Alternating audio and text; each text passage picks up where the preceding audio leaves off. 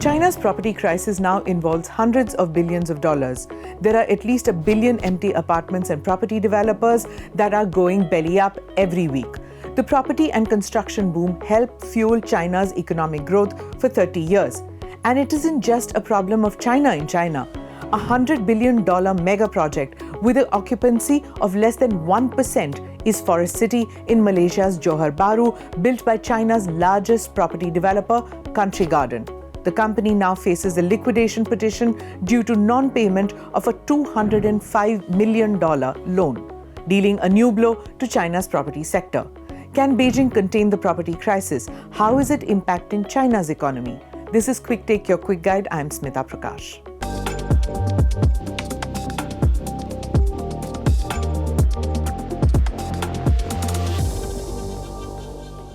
All about China's real estate crisis.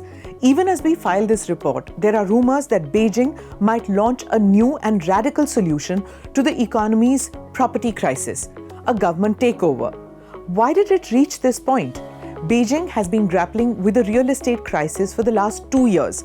In January 2024, a Hong Kong court ordered the liquidation of China's Evergrande Group, the world's most indebted property developer, with $300 billion in liabilities.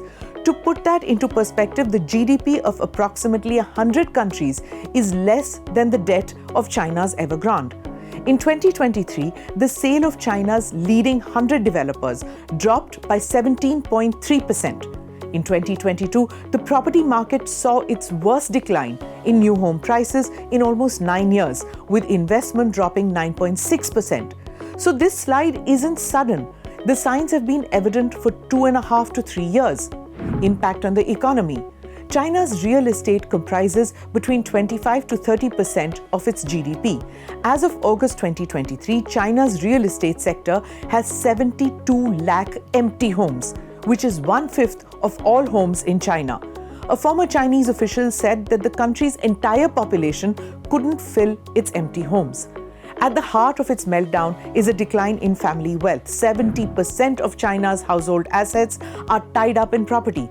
According to Bloomberg, even 5% decline in home price will wipe out $2.7 trillion. What is Beijing doing? One report says a drastic measure could be a government takeover, which means going back to the country's communist roots. What could happen is more rentals than ownership, and government funds would then be used to buy up bankrupt properties. Right now, the government's share is 5%. With the new rumored scheme, it could go up 30%.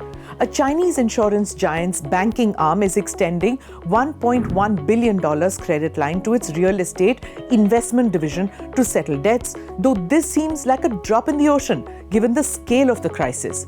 Strangely, and contrary to government takeover rumors, Beijing is encouraging local governments to withdraw from participation in real estate market. In 2020, the government of Xi Jinping introduced new regulations to restrain the debt levels of major real estate developers. But these measures came into play only when the situation had already escalated. As a result, Evergrande resorted to offering major discounts on its properties to ensure that money was coming in to keep the business afloat. To stimulate the property sector, Hong Kong decided on February 28th to eliminate various restrictions on residential properties. This involves removing additional stamp duties, transactions, and waiving stamp duties. More housing units for who? One estimate says that China already has some 7 million empty housing units, and the population is shrinking. Can Xi Jinping fix the property crisis?